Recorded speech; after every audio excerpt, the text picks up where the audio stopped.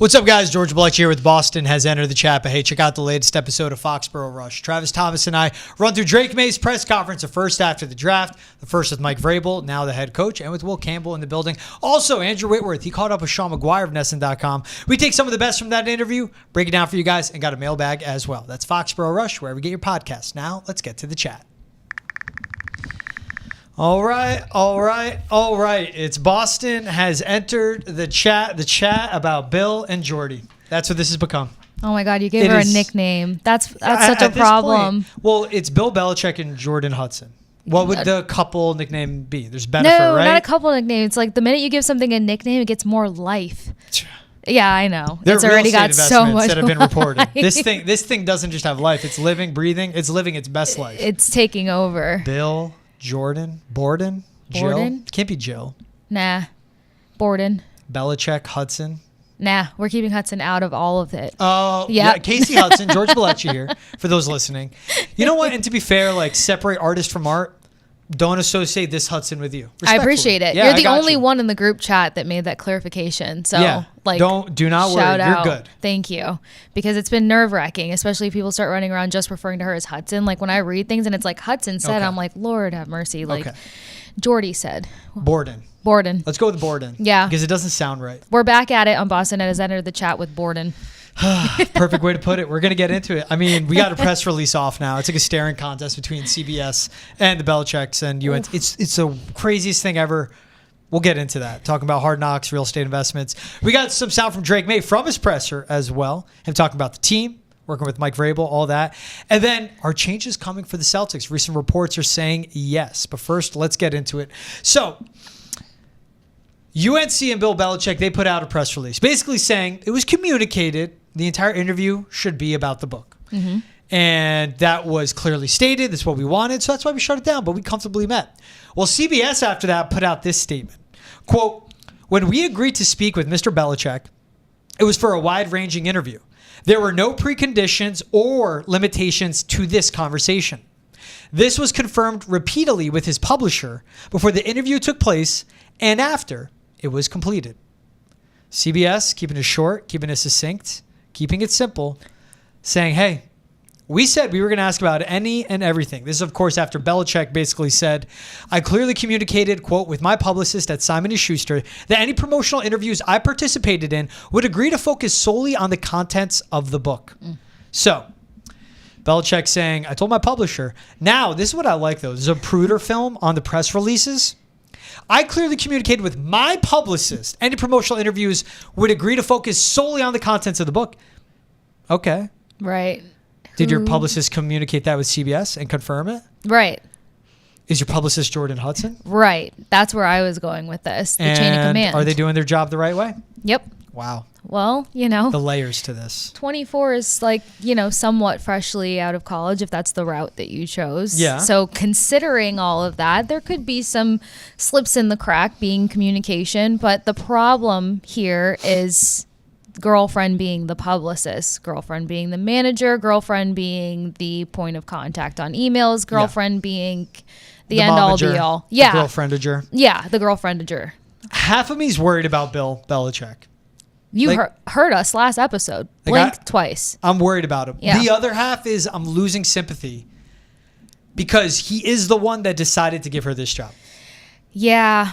We can't go against that, especially because considering Bill's dating history, yeah, a friend brought it to my attention and now I'm like, oh, so he's like low-key a glutton for punishment. Wait, what's his? Bill has a tendency of like wooing the women that he's with. And in this woo, it comes at a large cost to his pockets. So, I mean, not that I just feel bad for the guy considering the amount of money going into all of this, which we'll get into. It just feels like the master manipulation behind all of it that's going, you know, all eyes on Jordan now is like, wait, Bill tends to apparently give up the reins to the women in his life. It's also... yeah, like the epic photo of him dressed like a pirate when he was dating Linda. Yes. His prior girlfriend. Yes. You would never see Bill like that. Right. But that's Linda brought it out of him. That's a pinnacle, like, I'm doing this because my girlfriend wants me to, and it makes happy, which is fine. Do that. Yep. Maybe this makes Jordan happy, but Bill, again, I don't think this is the best thing for you. And the reason I'm losing sympathy is, You put your hand on the hot stove, you burn it. Hey, don't do that. Wait for the stove to cool down. Cool, fair. You do it again. I'm not going to comfort you in that one. I'm going to lose my sympathy because you know better.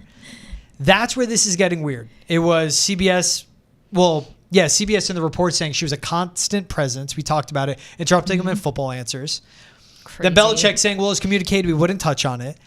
But she's your creative muse in your book. You put her as your creative muse. You've known her for like 3 years now in the book about your entire football life. Creative muse. So that's in the book. You can ask. Belichick, this is what he always does, though. Deflects accountability, doesn't take any responsibility for his mistakes, and blames CBS instead of really the blame should probably be on his publicist or his PR handler, or possibly in this one, whoever's serving that role. I don't know if it's his girlfriend, but by accordance to that interview, it was. Then, the bombshell that I loved about this is Julian Edelman posted on Instagram, in a way defending Bill. Oh, God. And say, you know what? Jordan's standing up for him. The Nikki Glazer, the comedian from the roast of Tom Brady, said, quote, 100% this. She's acting like his publicist. Publicists do this during interviews. People are out for blood. Then we see Jenny_B, who is Jennifer Belichick, the wife of Steve Belichick. Steve Belichick is Bill's son and the defensive coordinator at UNC. Jenny_B commenting, publicists act in a professional manner and don't storm off set delaying an interview. I love this. I love it. I said in the newsroom, the most captivating and powerful interview we can get in all of this is someone that's in line for Bill's inheritance. Steve, Brian, Jennifer, his daughter, Bill's daughter, any of them. That would be the greatest interview you could get right now. Steve, defensive coordinator at UNC, was part of the emails of, hey, don't picture them together, nepotism, etc. Steve, what are you thinking of your head coach's girlfriend that's also your dad? When your daughter-in-law says this, publicists act in a professional manner and don't, quote, storm off set delaying an interview. You are calling out your father-in-law's girlfriend for being terrible. You are demeaning her actions out loud. And calling her out for she's simply not a publicist. And making sure other people are trying to justify this in some weird way. Yeah. Jennifer Belichick's like, nope, don't do that. This ain't professional. Here's the clear, concise answer here. But the best part about her response was the quote unquote storm. Yeah, don't storm offset. Exactly. This screams. She knows something. It screams so many other things. It screams that she has witnessed Jordan have other issues with other things and require attention in a number of ways. I'm just saying, like, that's something. I grew up with two older sisters, 3 women, a lot of females in my family, and this is a great way to be like, this is what you always do. This is your thing. This is your identity. I see what you're saying. She stormed out. Yeah. That's her fastball, basically. Yeah, like if my sisters and I were texting each other, we're like, oh, here she goes again. She has a problem with something because that's the one who has a problem with everything all the time. So, see, that's brilliant. Her putting that is where I was like, holy crap. We need to talk to Jen more because she's seeing things that she's just over. When you start throwing quotes and things, that just also means that you're just like over it. You're over the antics. You're over what you've seen and the patterns that you have seen. Mm-hmm. So his family has witnessed Jordan outbreaks to the nth degree. 3 years through? They're probably hanging out in Nantucket. It happens. Yeah. At the compound. Provincetown. Exactly. This place in Hingham. Right. They try to enjoy a family dinner and something's up with Jordan. Again, like here we go again. The quotations tell you so freaking much. And then for it to be coming from the wife of the son who's working with him, like I already thought it was insane. Right. I already thought it was insane when you mentioned like she was on the field and stuff like that. I'm like, wait, I wasn't even privy to that quite yet. Fixing Jordon microphones. Hudson, yeah. Wearing like a long like peacoat alligator boots. It could be wrong on, but like dressed of I'm getting the attention. You don't belong here. on the field. Yeah. A, yes. Period. And B, if you want to go watch practice that your husband's coaching, that's fine. know what you're wearing, where the focus is football, not what you're wearing. You're you know not what a I wag. mean? You don't In that situation. Yeah. You don't put on that fit to just go watch football. You put on that fit of, I want everyone looking at me. All the time. But she doesn't want to be in the spotlight, which you called out last time as well. So, yeah, that response. And then for her to even respond, I'm sure by now this family has had a conversation in terms of like not reacting, especially not publicly reacting. This? Did they? Is he talking to them? That's what I wonder.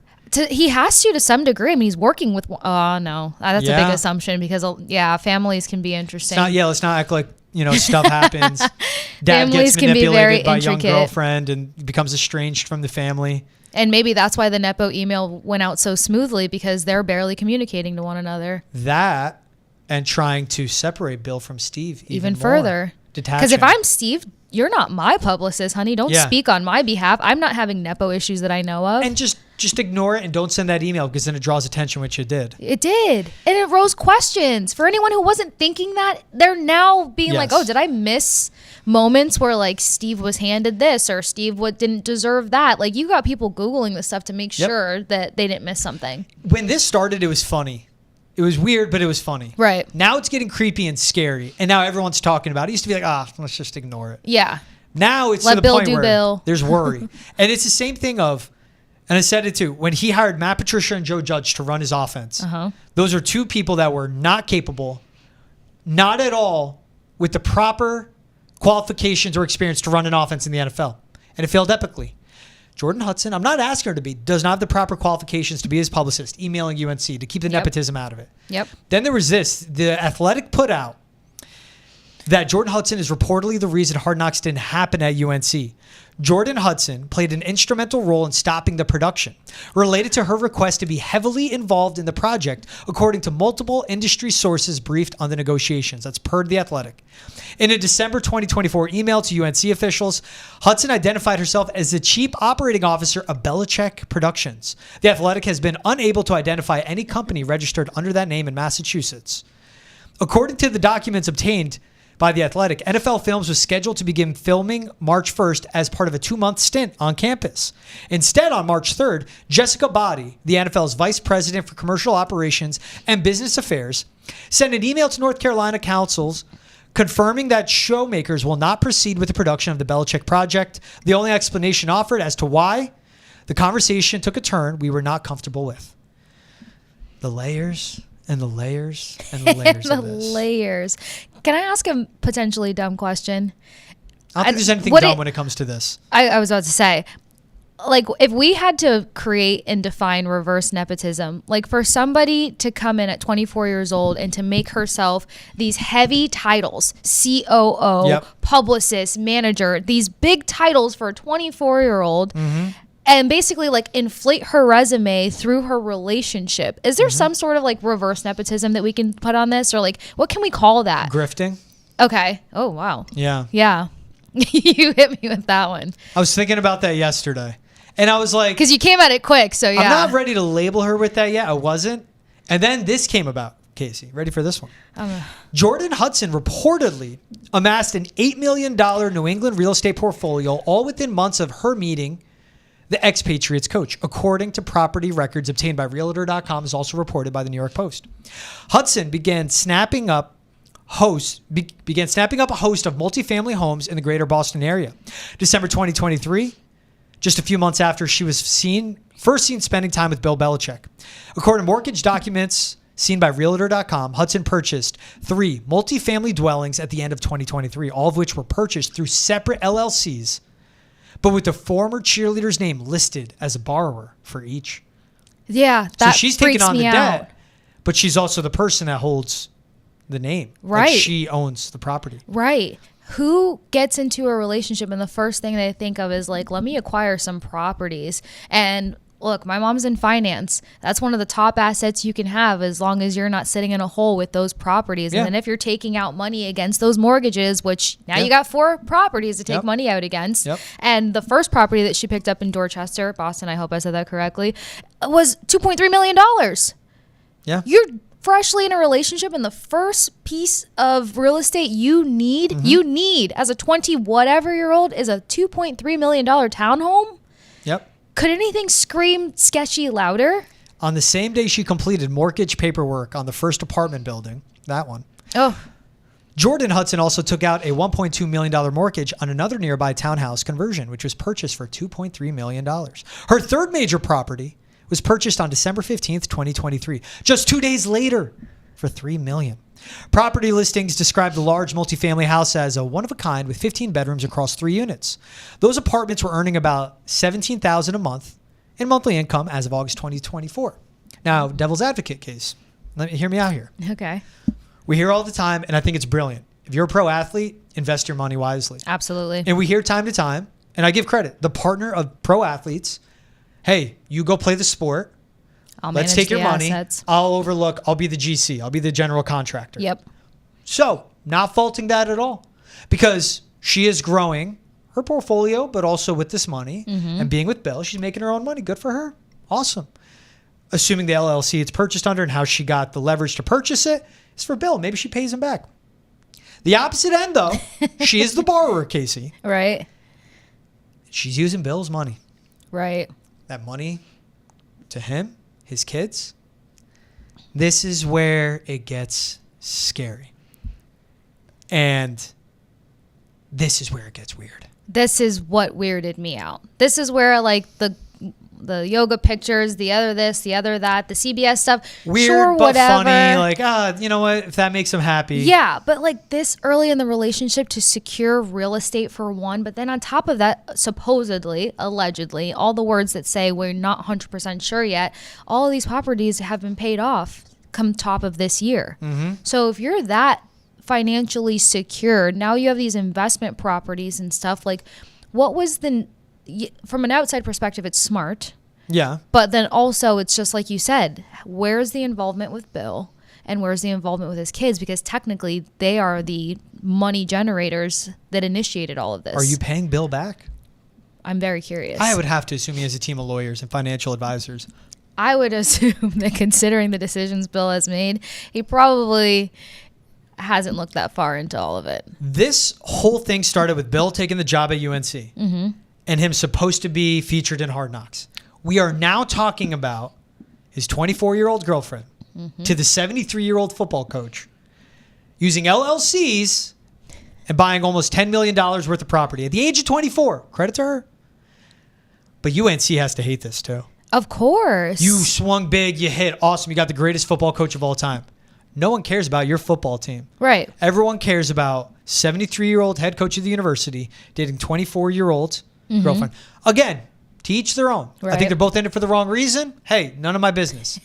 But when you start making the Tar Heel look bad, yeah, and you start affecting that university, which is one of the top institutes outside of the Ivy Leagues, and football is the number 2 program at UNC. It's a basketball school. They have to start. There have been the reports that they're like, what's going on here? And they're getting buyer's remorse on getting Belichick, but also the power he's given to Jordon Hudson. It's to the point of, like, the logic is gone. Right. Why are you giving her this power? And for Jordon Hudson, just invest in the properties, be happy. Date Bill, be happy. Yeah. But there is something more from this. It's just, we've seen the story before. Too many times. I'm worried about, at this point, I'm worried about Bill's family. Steve, Jennifer, their children. I'm worried about them. I'm super worried about his kids. I'd love to hear from them right now. But I'm at the point, it's just, I still feel bad, but pretty soon I'm going to stop feeling bad. Because if you continue to let this happen.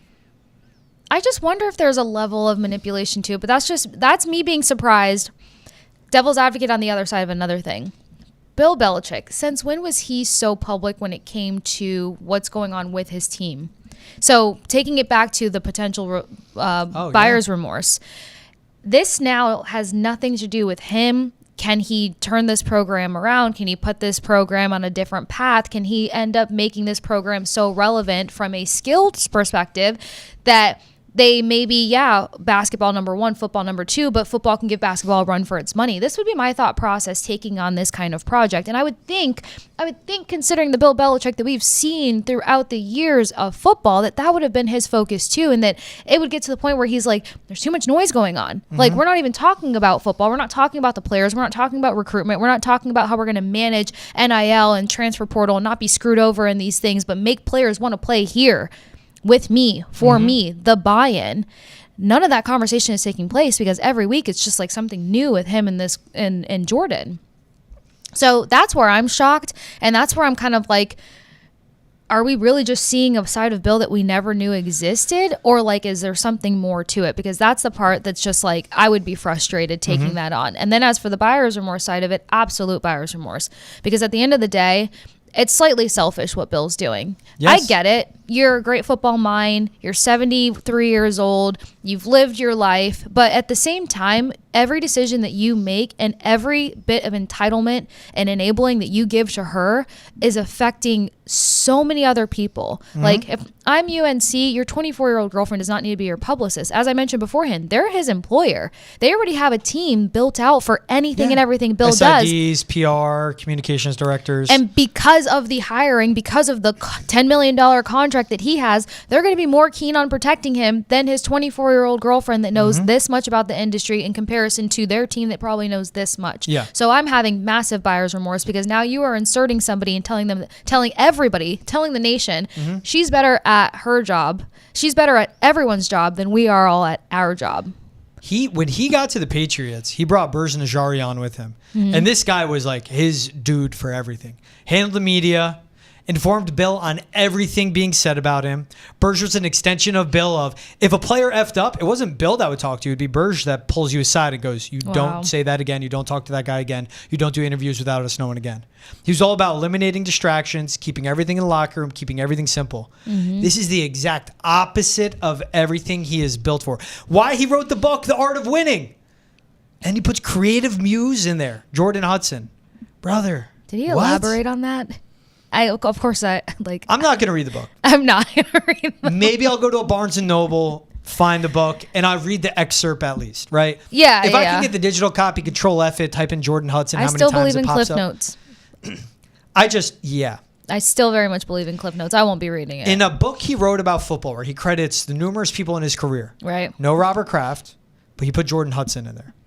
The manipulation's weird in this one. I just want to know where he was creatively inspired. Mused. Yeah.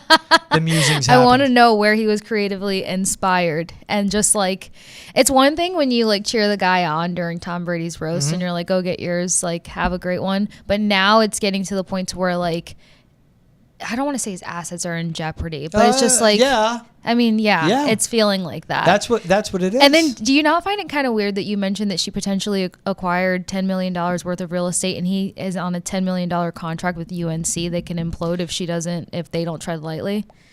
It was before he was under contract with UNC, I think. And this is a guy making $20 million a year. Okay, I was just when he was at the end of his tenure with Patriots. I look for patterns. I see the breadcrumbs. I look for patterns. No. I get it. Sort. He had that money before he got to UNC. All right. Right. But still, I'm enthralled by this. Yeah. I don't want it to end. I really don't.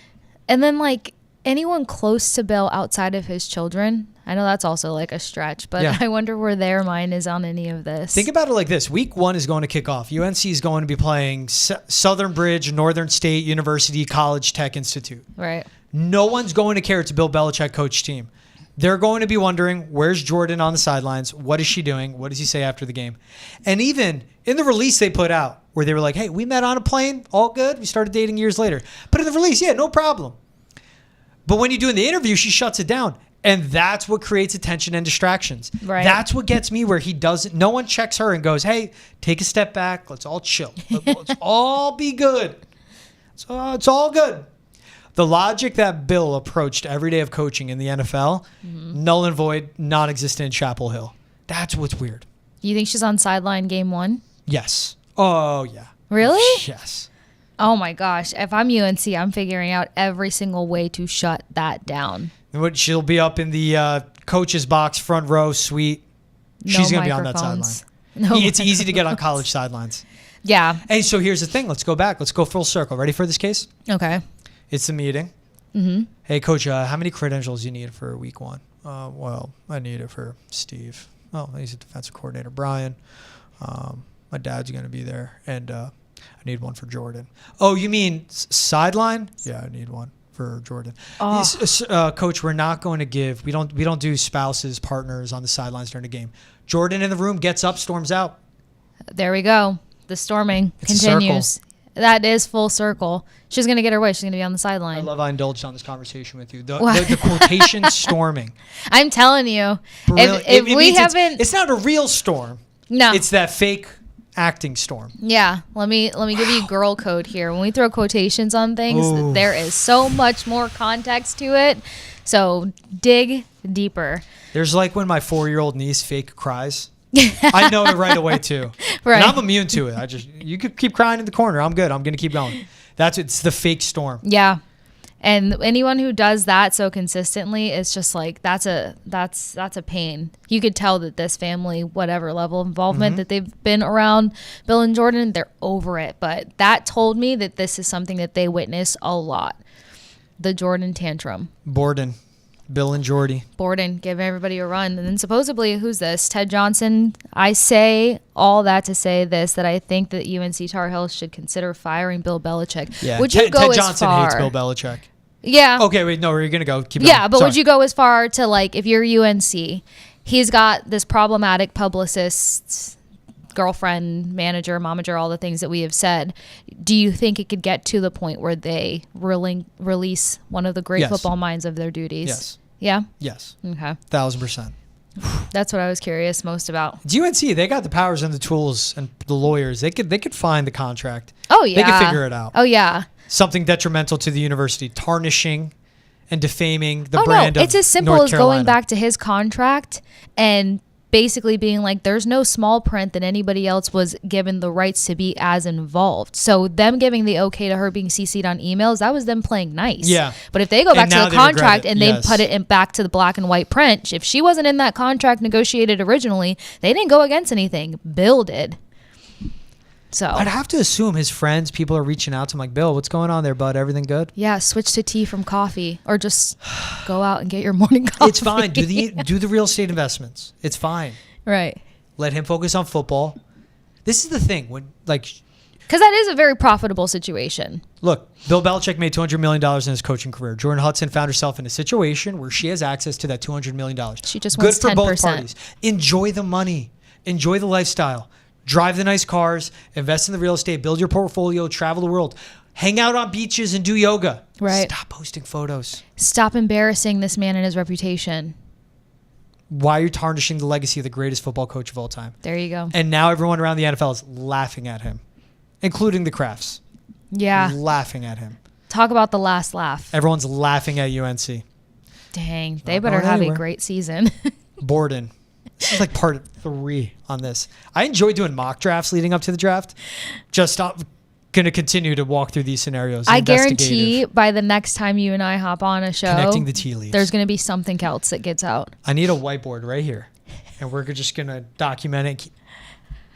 We're on Yes. track. We're going to build something. There All it right. goes. Want to be a part of the chat? Want to be a part of Borden, the investigation? Whether you have a question about your favorite team, need life advice, or even if you have something you just need to get off your chest, we are here for you. Tweet at us using the hashtag NessenChat or email chat@nessen.com. Better yet, leave a comment on our YouTube video. You want to join the conversation? What are your thoughts on Borden, Bill Belichick, Jordon Hudson, Bill and Jordy? We want to hear from you. And check out new episodes of the chat, YouTube, Spotify, Apple, Amazon, wherever else the podcasts are found. All right, from one football situation that's just a muck to now one that is on the right track towards Positive. success. Yes. Let's talk Drake Maye. Breath of Let's fresh cleanse air. the palate. Yes. Yes. A breath of fresh air. I think we need it. Like all that Borden talk makes me. It's like when you start your ill. day like trash reality television, you shouldn't start it with that. That's what See, and I don't even watch reality TV, so Yeah. it's like worse. But this is my little bit, so. Let's talk the clean stuff. Let's get to watch it. HGTV. Let's talk Drake Maye. Drake Maye spoke at his presser. Here is what he has been learning under Mike Vrabel and the new culture for the Patriots. Yeah, it's been awesome. It's been great with Coach. He's come in here, and it seems like he's been here a while. He's so comfortable being in head coach. He's done it before. He's done it at high level, won a lot of games. So I'm looking forward to getting things going. You can see he's trying to kind of install the new identity, and I think we're building towards that and just working and just trusting in his ways. And I think everybody's kind of catching the stride as we come off the first week of phase 2. It's coming here and have your head on the swivel and get to work. I think that's kind of the vibe I've caught. I think there's no spend time outside when we're in the building. We're phase 1, just finished first week of phase 2, and we're only here for 4 hours. So I think it's kind of really figuring out with the new coaches, who's learning, who's spending time outside of here of learning it, and who wants to help us win when the season comes. And I think that's what they want. They want to get the right guys in here who want to win, and who know the answers when you're cold call them, and who knows, who has energy in the hallways. I think you kind of differentiate between the guys who kind of know when to have fun and know when to put their head down and get things right. Quarterback extension of the head coach, most important thing for a football team. Mm-hmm. Locked in on the culture, everything that Vrabel's trying to establish. You hear it right there from Drake Maye. Definitely. And while there's still some things, that younger guys have to work out as they find their leadership voice and technique and approach and everything like that, then as long as you're on the same page as your head coach and the buy-in is there, you've already got the first step in the right direction for the installment, as he mentioned, and for the establishment. I liked the fact that he mentioned a number of times kind of outside of here, there being a focus of building relationship outside of the building, as well as maybe doing that extra study, those extra works, that extra, dive in and stuff, so you can see more of the conversation that's taking place in terms of the expectation from Vrabel and the entire group that is now established with the Patriots. Yeah, and that's what the part is. The only thing we're going to get out right now, they're still getting to know each other. Mm-hmm. For him, the priority is getting locked in and in line with Josh McDaniels. Yep. Which said it's all about the language. But as part of the head coach, is just picking up what Vrabel's trying to establish. And that's a guy that can carry. He's going to be one of the leaders, him and Will Campbell. In fact, here's Drake Maye on Will Campbell saying he'd be willing to die to protect Drake Maye. Listen to it live. Man, that gets you going, gets your juices going. I think it makes you want to go out there and play football now. So pumped that we picked Will, and we got a chance to meet him when he came in and flew in on Friday. So pumped to get things going, and obviously it seems like a football player. That's what you want around here.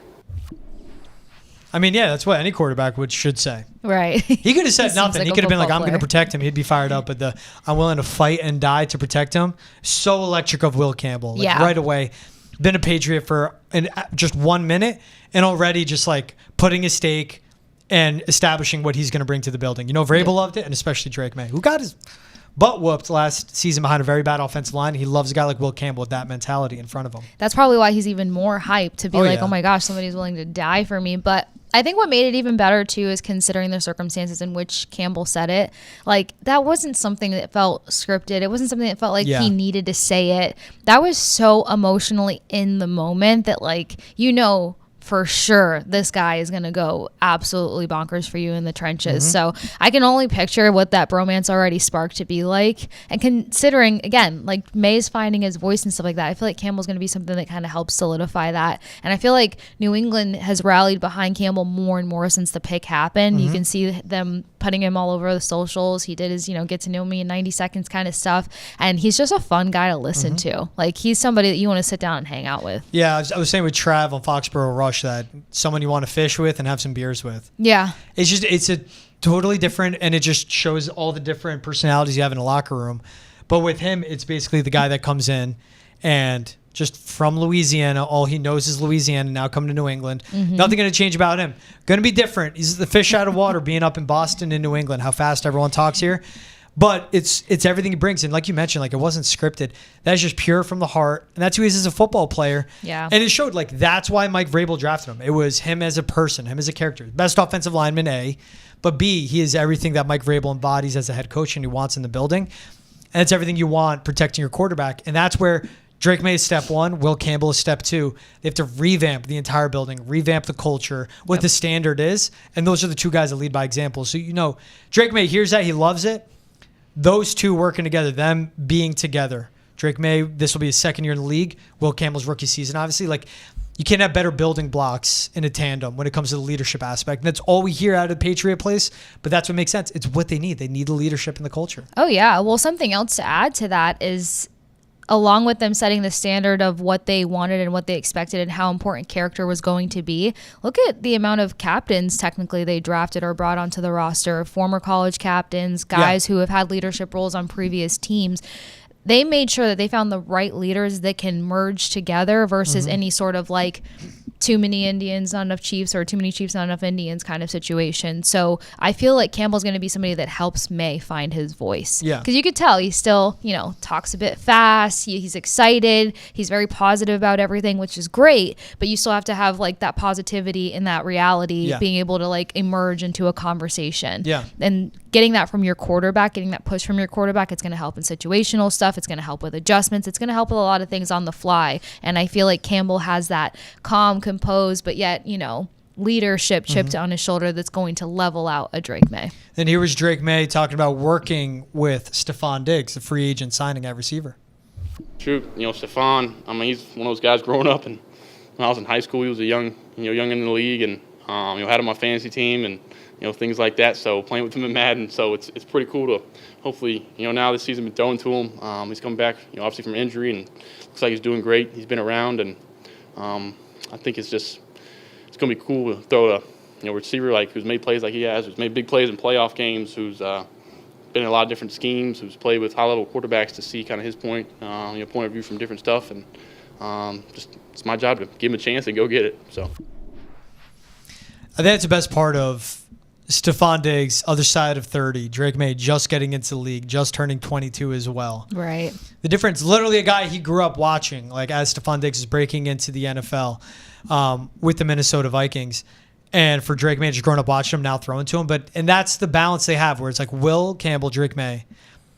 The rookies are second-year players as the leaders establishing the culture. But then the veterans in the building that have been around, made a lot of plays, played a lot of football like a Stefon Diggs to help establish that as well. And teach young guys, it's not just for Drake Maye and Will Campbell, but the Jalen Polks, the Javon Bakers, the Pop Douglases, what it takes to succeed in the NFL too. That's what I'm excited about. I'm excited to see how involved and what the leadership level is from a Stefon Diggs, not just for the wide receiving room, but I think he can even speak to some of the other position groups in terms of just kind of having that extra layer of study, what energy has to be consistent in order to compete, because there's going to be weary moments of the season. Do I expect the Patriots to improve? Absolutely. But, when you have moments that you think should have worked out one way and they work out differently, that mental aspect, I actually think Diggs is a good guy for that. And then perspective-wise, I think it's really sick, too, though, that Maye was playing him on Madden. Now all of a sudden, he gets to translate some plays from the playbook and connect with a guy like that on the field. I think these are just extra juices that ramp things up, and it's going to have this group on a very excited note, but more importantly, I think everyone's going to be really dedicated to that extra layer of study, commitment, and making sure it all translates to the field.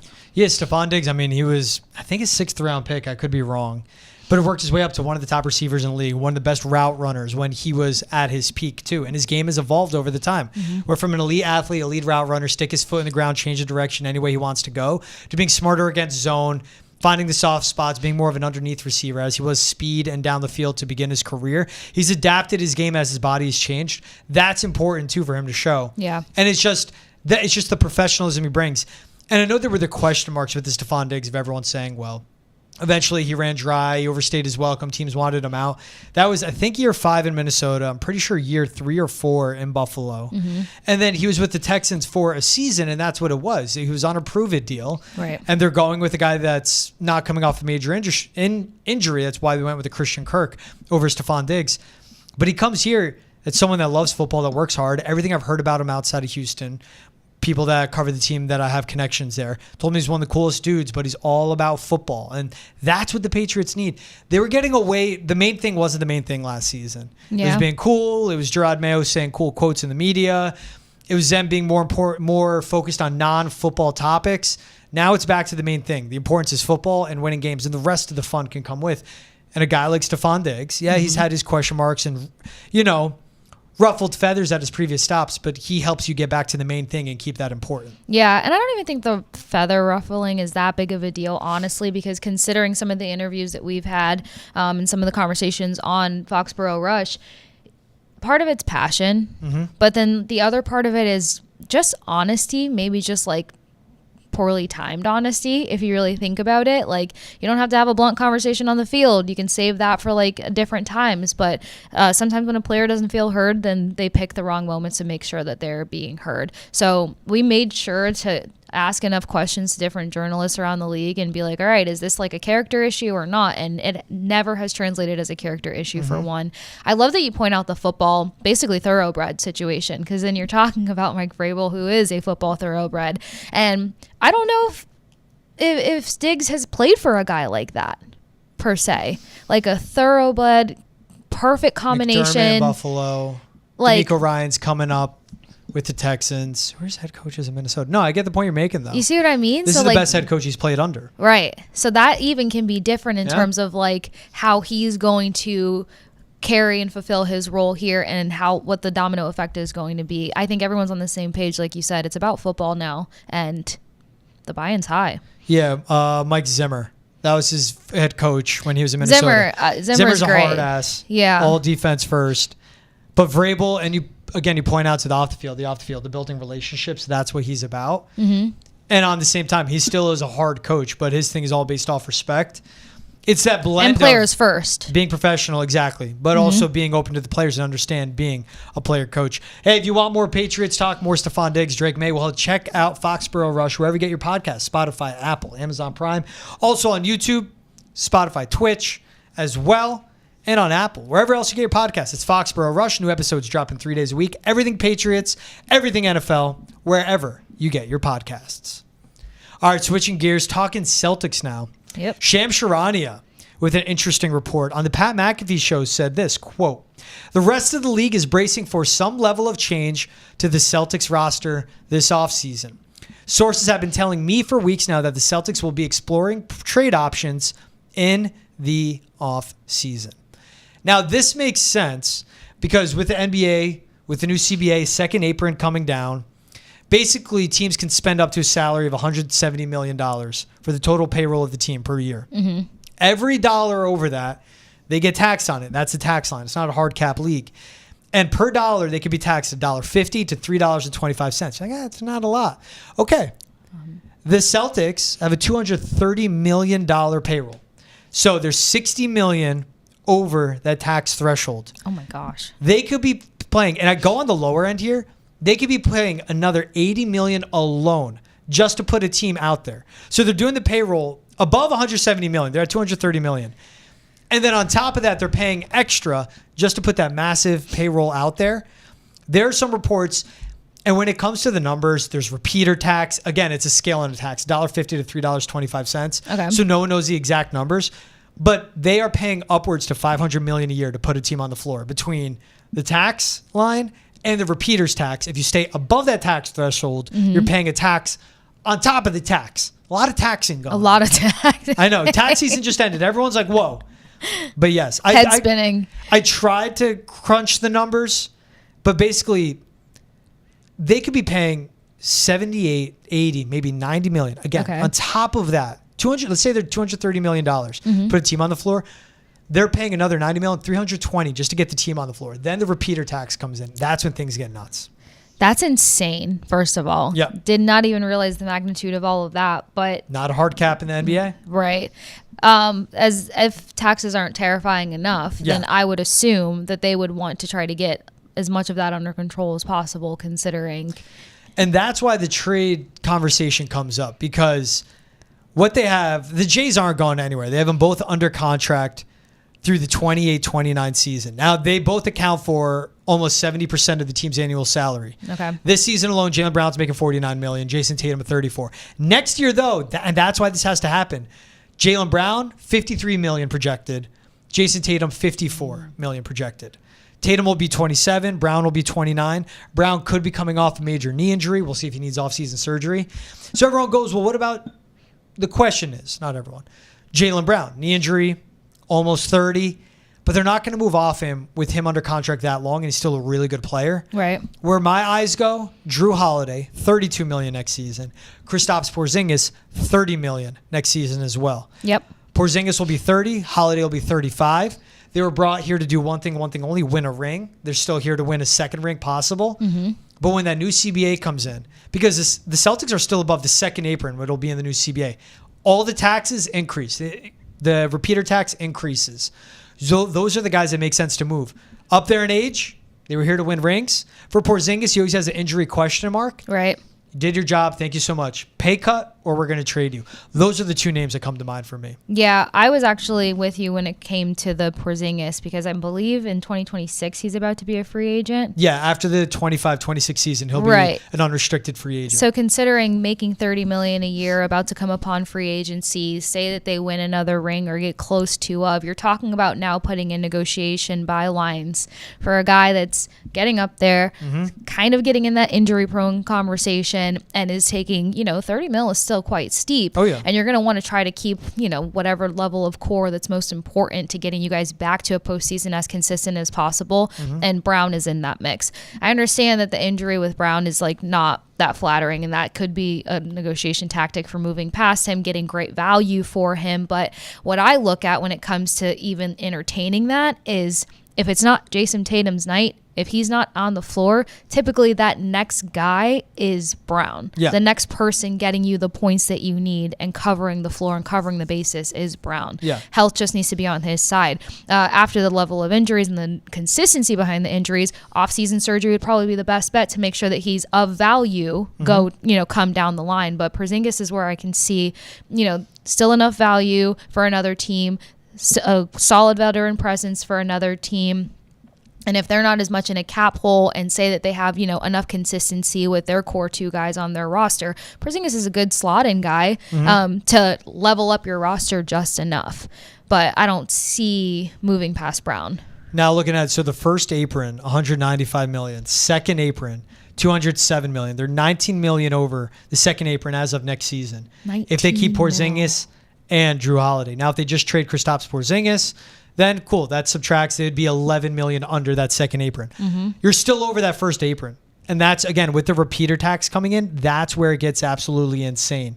Where if everyone's on the books, their tax bill would be $238 million on top of $227 million. No way. Quick math, $500 million, right around there, just to put a team on the floor. And there is Al Horford will be a free agent. Luke Cornett, if you move Porzingis, you keep a Luke Cornett. Not the same type of player by any means, but that center and shifting the defense, Cornett would be a bargain. You let Al Horford walk. Okay, what do you do with Xavier Tillman? And then there are the other guys where, save Jrue Holiday parts. To me, that's a more important piece. He's still playing games. He's dealt with his injuries this season. Right. But he's still one of the best players in the league. We see how important he is for the defense. That's where you go to the coaching and your superstars. Jaylen Brown, Jason Tatum, two premier defenders. They do really well at that. What a Jordan Walsh, a guy that's been developing for quite some time. And no one's going to be the same defensive player that Jrue Holiday is. No one in the league is the same as him. But Jordan Walsh, can he be into that role of a defender? And can you develop him a serviceable three-point shot so he fits onto this team? Yeah. That's where it gets interesting. That's what's going to maximize. And we have to see Joe Mazzulla get the most out of coaching. And for Brad Stevens running this front office as well. $238 million total taxes they'd pay next season. That's wild. If they keep everyone that's supposed to be on the team. No, that's too much. But honestly, to your point, you don't replace a Holiday. But I think we're seeing on a number of rosters that sometimes just having the blue-collar guy that can get the job done helps. It just depends on where you check other boxes. So if you're offensively outstanding and you can be blue-collar when it comes to defense, then for the most part, you should be able to find yourself in a good position to where you don't have to overpay, a stellar defenseman. Usually that overpay should come on the offensive end, and you should have guys that can kind of match up defensively and handle things. And then now also the focus on development and the focus on making sure the young guys on your roster are trending in the right direction and can help and can be a part of big moments because, again, injuries are going to play a role, but a number of rosters are getting younger. Yep. And that's what they would have to do. It'd be a J.D. Davison playing more minutes. Baylor Shireman hit a three-pointer the other night. The whole bench was fired up for that. But that's why you draft those guys. Peyton Pritchard, they have on the books. They have him under cost control and on team-friendly deals. Same thing with Sam Hauser. It's those guys stepping up. And it could be a Sam Hauser, though, that they just agreed to him for an extension. But maybe that's a guy they trade because he's only going to be counting just under 7% against payroll, just over $10 million. Teams would be more willing to eat that, take that on. And then a Baylor Shireman steps into his role. Peyton Pritchard's a more complete player than him. But it's every time we crunch it, it's Jrue Holiday, it's Kristaps Porzingis, $30+ million each. Love both of them. Kristaps Porzingis, no one has been more embraced by the city, the fan base. Is like that role player he's Kevin Garnett. Not the same level of importance to the team. Really important. They wouldn't win rings without him. Right. But the way that the entire Garden just like absolutely, he has him in the palm of his hand. Yeah. I feel like it was Kevin Garnett. And before that, just the guys you go back through the prior like legacies of the Celtics. But now it's KP. How much that fan base loves him. Yeah, that's always tough to move on from. And I mean, maybe takes a pay cut. Hey, that's where you see real leadership, honestly, right? And see if you can do anything different on the back end. But also, you got new ownership. It depends on what they prioritize, because they might be willing to move on from a steep Jaylen Brown contract and fill in more blue collar guys and simplify the method of the madness. It's one of those things too, with the new ownership coming in.